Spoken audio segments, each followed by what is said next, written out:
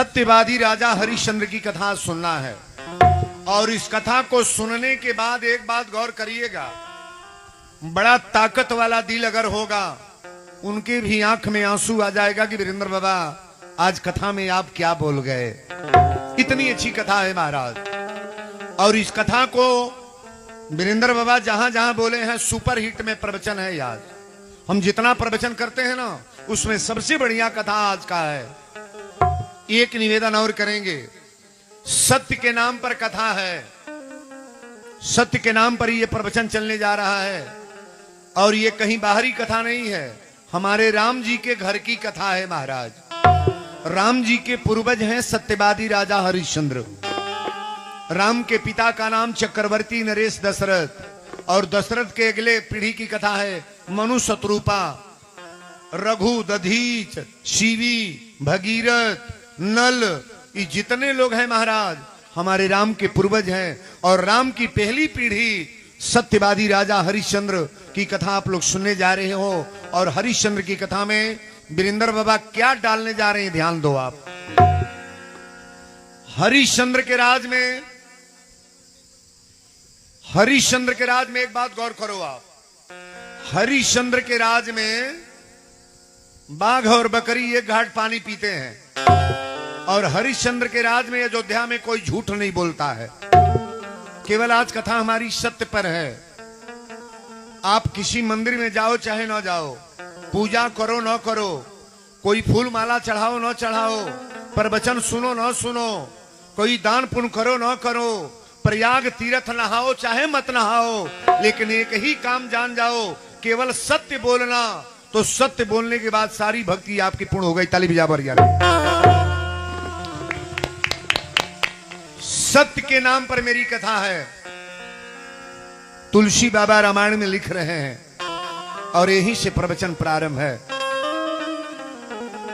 कि धर्मन दूसर सत्य समाना, धर्मन दूसर सत्य समाना, धर्मन दूसर सत्य समाना, धर्मन दूसर सत्य समाना, धर्मन दूसर सत्य समाना, आगम निगम पुराण बखाना, आगम निगम पुराण बखाना, आगम निगम पुराण बखाना, आगम निगम।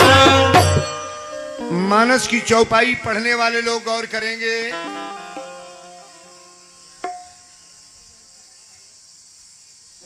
हाँ, एगो पर्ची आयल है हमारा लग हो, सत्येंद्र चौधरी पटना से चल कर आए हैं, 151 रुपया। रुपया कहाँ बा हो? पर्ची के दिहल हो? इनका पैसा कहाँ गई? कमेटी में मिलल बा? हमरा सुभाष भैया के मिलल बा। हम कहीं की खाली लिफाफे आ गए। हाँ, कागज में डर कैस्टा ड्रामा ना हो कि इतना रुपया ले ले शुक्रिया कह दे। कागज को मानते नहीं है, हकीकत बात होना चाहिए। तनी इन बच्चों को मैया का हटाओ ना जिससे कोई दहने आगे बढ़ जा कायदे से। छोटका छोटका लड़का काहे के बीच में घुरसौले बड़ा रे कुल का भेजा ना इन्हें। पांचों अपने हमें हो बाप हो बाप, कैसे कथा हुई? पछो तोर बैठल बे बाबू को देने बैठे है सजिन के लेना है कुल के। हाँ, एक जना जब 5 गो 6 गो लेके हैं तो लड़का कैसे कथा जमी? अब लड़का संभरबू की कथा हो। लड़का बेजाई नहीं बाड़े, लड़का रहो जेकरे घरे शीशा नहीं टूटल बा, देवाले पर गोंजाइल नहीं बा, कुछ फूटल टूटल नहीं बा, ओकरे घरे जाए के हमरा मन ना करेला। जेकरे घरे गोंजल पोतल बा, फूटल टूटल बा, वो घर अच्छा लागेला, ओकरे घर में लड़का बाड़े। और जिनके घर बच्चे नहीं जाकर घर देखना, बुझाई सियारिन फेंकत या केहू कुछ है नहीं के। अरे बिना बच्चों का घर कैसा जी? बच्चे जरूरी हैं। और जेकरा पतोही के बेटी के लड़का बच्चा ना भइल बड़े, हम तो भगवान से निवेदन करब कि ओहू घरे एगो दूगो लड़का दो, ओहू समाज बराबर होकर तालीम जा बरिया रहे। सबके परिवार में बच्चे हों, बच्चे बड़ी जरूरी है महाराज। बोलो सच्चे दरबार की जय। सत्यवादी राजा हरिश्चंद्र के राज में एगो काम होता, एगो औरत लड़का लेके कोरा में जाती रहे, 5 महीना के बच्चा एगो लेके जात रहे, और दूसरे औरत आयल तेकर बच्चा छोड़ लेलस, और छोड़ के लगन लेके भागे कि कलश साहब मेरी बच्चा को लेकर जा रही है, बच्चा मेरी लेकर भग रही है। और पीछे से 500 लोग चहेटता और लेके भागत या उतना दूर पर जाके घेराई। लोग पूछने बच्चा तुम्हारा है? तो जौन लेके भागत रहे कलश साहब मेरा बच्चा है, और जौने के रहे वो कम रोए कल साहब की मेरा बच्चा है। अच्छा दूगो औरत बड़ी, एगो बच्चा बा, कोई जान पाएगा किसका है? कोई नहीं जान पाएगा। लोगों ने कहा कि हरिश्चंद्र के दरबार में चलो। हरिश्चंद्र के दरबार में लोग ले गई। सत्यवादी राजा हरिश्चंद्र पूछने लगे कि क्या बात है? अब तो सरकार बच्चा एक है और महिला 2 है। ये कह रही है मेरा बच्चा है और ये कह रही है मेरा बच्चा है। बच्चा है किसका? हरिश्चंद्र ने कहा मेरे सामने दोनों को बुलाओ। दोनों महिला खड़ी हुई। सत्यवादी राजा हरिश्चंद्र पूछे कि तुम्हारा बच्चा है? तो जो ने गनाई रहे बड़ा कोस करो कलश हाँ साहब मेरा बच्चा है। और वह ले लहू रहल, और जौने के नहीं रहे कम रोए कहे, जौने के ओरिजिनल रहल वो कम रोए कलश साहब ये मेरा बच्चा है, मेरे बच्चे को ले जा रही है। हरिश्चंद्र ने कहा एक काम करो, ऐसे फैसला नहीं होगा, तलवार मंगाओ, तलवार मंगाओ और बच्चे को 2 टुकड़ा करके बांट दो। अच्छा जौन पैदा कैले बा तो लड़का कटवावल चाहिए, बोलो ना कटवाएगी? कहला साहब ये मेरा बच्चा नहीं। जौन का लड़का रहल ना वो कहला साहब ये मेरा बच्चा नहीं है, इसी का बच्चा है। दे थोड़ा ताली भी जाओ बरी जा रहे। जौने के रोहल पेटे में से पैदा कले कलश साहब मेरा बच्चा नहीं है। कलश के हमारे बाबू जियत रहे कहीं रहे, कम से कम हमरा ये मालूम रही कि हमारा बेटा कहीं बात जियता। आज तलवार से कट जाएगा तो कहां मिलेगा? कलश साहब ये मेरा बच्चा नहीं है। हरिश्चंद्र समझ गए कि जो महिला कह रही है मेरा बच्चा नहीं है, ये बच्चा तो इसी का है महाराज। ताली बजाओ ना मजबूती से। हरिश्चंद्र ने कहा कि इसको खमिया में बनवाओ। जो नकली हिसाब दे दिया, 50 कोड़ा मरवोले, कहले तुम्हारा बच्चा है। बाद में कलश साहब ये मेरा बच्चा नहीं है, मैं झूठ बोल रही थी। तो आज सत्य के नाम पर कथा होने जा रही है, और कथा सुनने के बाद आप कीमत लगाना लास्ट दिन कि वीरेंद्र बाबा आज कितना बढ़िया कथा आप कह के गए हैं। इंद्र भगवान के दरबार लगा था। बोलो इंद्र भगवान की जय। काले यान ही तूफान के लेके आई। अरे छोटका अतना पिटोय बनू, अतना ना चुपैलो। बोलो सच्चे दरबार की जय।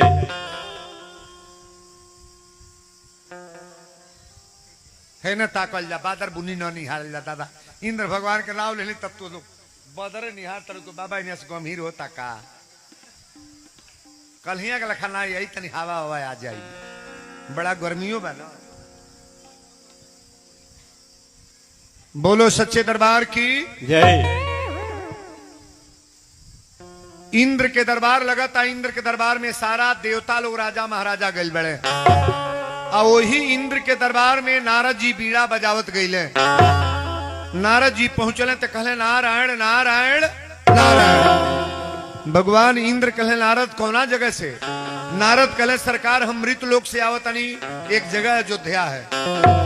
आप गौर से सुनिएगा, आप कथा शुरू हो गई है। एक जगह अयोध्या है, वहां के राजा एक हैं सत्यवादी राजा हरिश्चंद्र महाराज। कहले हरिश्चंद्र में क्या खूबी है? कहले कि 99 को यज्ञ कर चुके हैं और एक यज्ञ बाकी है महाराज। अगर 100 यज्ञ हो जाएगी इंद्रपुरी लेने की क्षमता हो जाएगी उनके पास, इंद्रासन ले लेंगे महाराज। भगवान इंद्र कहले नारद तू का बोल तड़, इंद्रपुरी लेने की क्षमता उनके पास हो जाएगी? कहले हाँ सरकार, इंद्रासन ले लेंगे, 100 जगह होने वाली है, एक जगह और बाकी है, एक जगह और बाकी है। और यहां तक सुबेरे 101 ब्राह्मण को दान देने के बाद भोजन प्रसाद पाते हैं, पानी जल पीते हैं महाराज। वही बिचवा में विश्वामित्र बाबा बैठल है। विश्वामित्र जी कहले कि नारद का कहता रहा? कहले कि उन्हीं के बाद बतियाओ तनी जेकर नाम सत्यवादी राजा हरिश्चंद्र। राम जी के पूर्वज जितने लोग हैं, किसी के नाम के सामने सत्य नहीं लगाया गया है, सत्य नहीं। लेकिन हमारे राम जी के पूर्वज जो हरिश्चंद्र हैं, इनके नाम के आगे सत्य लगाया जा रहा है महाराज। सत्य कभी झुकता नहीं है। आज सत्य कभी झुकता नहीं है और सत्य के नाम पर कथा होने जा रही है। विश्वामित्र बाबा कहे कि ये नारद होश में बाड़ा की ना? कले सरकार हम बेहोश ना बाली। कहले कि उनके बड़ाई बतियाओ तरह जेकर गुरु वशिष्ठ हुआ, उनकी बड़ाई बतियाओ तरह जेकर गुरु वशिष्ठ हैं। चार सुनी, सत्यवादी राजा हरिश्चंद्र के औरत के नाम है तारा। क्या नाम है? तारा। एक के गो लड़का बा जौना बेटा के नाम रोहित, पुत्र का नाम रोहित। बेटे पर लेके हरिश्चंद्र सुतल है, अपनी औरत के एक बगल में बेटा। हरिश्चंद्र राजा सपना में देखत का बड़े कि एक संत लोटा छोटा कमंडल लेके आवता रहे। तो संत है के तब विश्वामित्र बाबा सपना में इन्हें कहले जय हो जजमान। जब देखले तब बाबा के प्रणाम के लिए कहले बाबा दंडवत। कहले कि तारा द्वार पर आइल बनी, तू दानी हव, तसे कुछ मांगल चाहता नहीं? कहले सरकार दिल खोल के मांग ली, का चाही? कहले कि जहां ले तोहरा घोड़ा के चाबुक गई बा, इराज आज हमारा नाम से लिख दा, हमार हो गई। कहले दे दिहली। कहले जितना खजाना में सोना चांदी बा दान दे दा। कहले सरकार दे दिहली। कहले जितना तोहर कोठा हमारी अयोध्या में ही घर परिवार बा, सब कुछ दान कर दो राजा। सपना में हरिश्चंद्र राजा सब कुछ दान दे दिले। कोई बिछौना पर जब 2 बजल तो हरिश्चंद्र के नींद टूटल। अब बिछौना पर बैठ के हरिश्चंद्र रोवे लगले। अच्छा एक बात बताओ, सपना का बात सत्य होता है कि गलत? सपना जब देखा जाला सही है कि गलत? 100 में 100% सही। केकरे खातिर? ये सत्य बोलेला ओकरा खातिर, झूठ बोलने वाले के लिए नहीं। रामचरितमानस में सपना दिखाया गया है। सीता के लग पहरेदारी का काम कौन औरत करते रहे? त्रिजटा। त्रिजटा नाम राक्षसी ये का। त्रिजटा सपना देखल और सीता से कहल कि सपने बानर लंका जारी। सपना में बंदर आइल है, लंका जरा के चल गई। लंका जरल कि ना? ना जरल, जरल। अयोध्या कांड की चौपाई है, वहां राम रजनी और शेषा जागी श्री और स्वपन एक देखा। सीता जी सपना देखली कि भरत सेना लेके आवत, भरत सेना लेके गईला कि ना? सपन का बात कभी गलत नहीं होता है साहब। जब भोर भइल ताकब हमारा और हरिश्चंद्र नहिले, धोती पहिर ले, अब सबके दान करते लाइन लगल बा ही तरह। तारा से कहले कि तारा एगो बात बा, हम राती में सपना देखले बानी, बड़ा ऐसा सपना बा, इस सपना सही है कि गलत? तारा कली स्वामी आप सत्य बोलने वाले हैं और सत्य बोलने वाले के सामने में गलत कहां आ जाएगा? हरिश्चंद्र कहले रानी सपना तो देख ले बानी, लेकिन सपना देखा आज बना देला कि बिगाड़ देला? ये सपना बिगाड़ने जा रहा है। सारा लाइन से लागल बा, केहू चावल मांगता, केहू आटा, केहू कपड़ा, केहू सोना, केहू चांदी, और सबसे लास्ट में विश्वामित्र बाबा खड़ा बड़े। हरिश्चंद्र राजा कहले कि रानी वह पंडित हमें जब रात के सपना में आए लड़ुए कली आवे दी देखी का मांगत है। और जब हरिश्चंद्र के सामने बाबा आइले विश्वामित्र जी, हरिश्चंद्र कहले महाराज दंडवत प्रणाम कैले। विश्वामित्र बाबा कहले कि राजन तोहरा द्वार पहले बनी कुछ हमऊ के दे दा। कहले सरकार दिल खोल के मांगी दे दे। कहले कि 100 भर सोना हमके दान दे दो। 100 भरी सोना दान दे दे राजा। हरिश्चंद्र कहले महाराज 100 भर नहीं, 100 ग्राम और ले ली नौरा के हम सोना दान दे दे। अपना नौकर से कहले खजाना से सोना ले आ। विश्वामित्र बाबा हंसे लगल, कहले हा हा हा हा हा। हरिश्चंद्र कहले महाराज हंसत कहे वाली। विश्वामित्र बाबा कहले ई बतावा कहां से सोना ले आवे। कहले अपना मकान में से, घर में से। विश्वामित्र बाबा कहले रात में कुछ दान देले बड़। हरिश्चंद्र सोचे लगले कि हम तो सपना में सब कुछ दे दिल बनी, हमारे लग बचल का बा।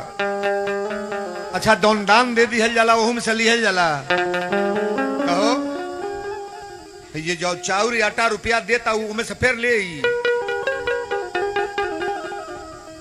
हरिश्चंद्र कहले हाँ महाराज रात में तो सपना में दान देले बनी। कहले तू कहां से सोना ले आवे। कहले अपनी मकान से। सत्यवादी राजा हरिश्चंद्र कहले मकान से। विश्वामित्र बाबा कहले कि ये हरिश्चंद्री आप प्रतापी राजा हो, सत्य बोलने वाले हो और सत्य के सामने गलत गरिमा हो। सोना कहां से देब। कहले सरकार 1 महीना के टाइम दी, सोना कमा के दे दे। विश्वामित्र बाबा कहले कितनो कमाईबा तो 100 भर सोना दे देब। कहले सरकार तो हमारा बेवत तबाना। विश्वामित्र बाबा कहले तोरा खेत हैया नहीं खे, दाने दे देले बड़। अरे बेच के खेत दे दो, घर मकान हैया नहीं खे, जहां तक घोड़ा गया है ये सारा व्यवस्था मेरा है। हरिश्चंद्र तुम्हारे पास बचा क्या है। हरिश्चंद्र रोवे लगले, आंख में आंसू लेके। कहले सरकार जे जे बनल वीर ओकरो के लाचार कैले बा, समय केहू के न छोड़ले बा बेकार कैले बा। पृथ्वी पर कोई बचा नहीं बाबू। राजा रंक आज रतिये में राजा रहे हैं, राते में सपना में भिखारी हो गई है। रोहित अले कहले पिताजी आप आंख में आंसू। कहले हाँ पुत्र सारा राजपाट हम दान दे दिले बनी, ये ब्राह्मण को सब दान दे दिए हैं। रोहित डांट के पूछले का अरे पिताजी का किए सर्वस दिए गवाए। अरे पिताजी का किए सर्वस दिए गवाए, बिन जाने किसी दास को चाबी दिए थमाए।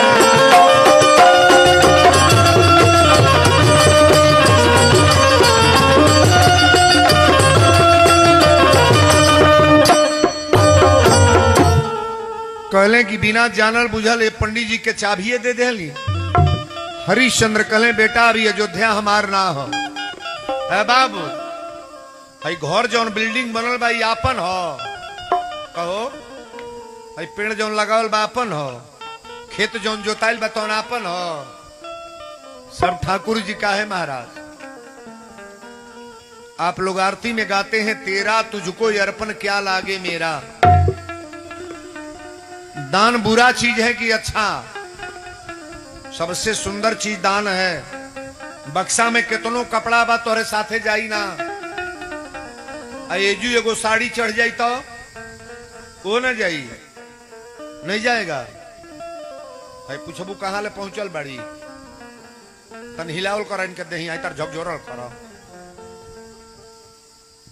गोरखपुर हेला तड़ू के ना है बाड़ू हत तोरे सूता ले ढल करता यही में तरतिया भर नवमी पूजली है। बीमारी का घर लेकर बैठल बड़ी। बोलो सच्चे दरबार की जय। जितना व्यवस्था है कोई चीज अपना नहीं है। जिस बेटा को आप अपना मानते हो अपना नहीं है, जिस औरत को अपना मानते हो अपनी औरत नहीं है, जिस हस्बैंड को अपना मानती हो ये तुम्हारा पति नहीं है, जिस भाई को जिस व्यवस्था को अपना मानते हो ये कुछ अपना नहीं है। सब लिखे हैं बाबा कि स्वार्थ लाई करे सब प्रीति, असुर नरमुनि सबकी यह रीति। ये स्वार्थी संसार है महाराज। हरिश्चंद्र अपना रानी के हाथ पकड़ ले, अब बेटा के हाथ पकड़ के कहले पुत्र अब चला कहीं शरीर बेच के पंडित जी के सोना दिया जाए।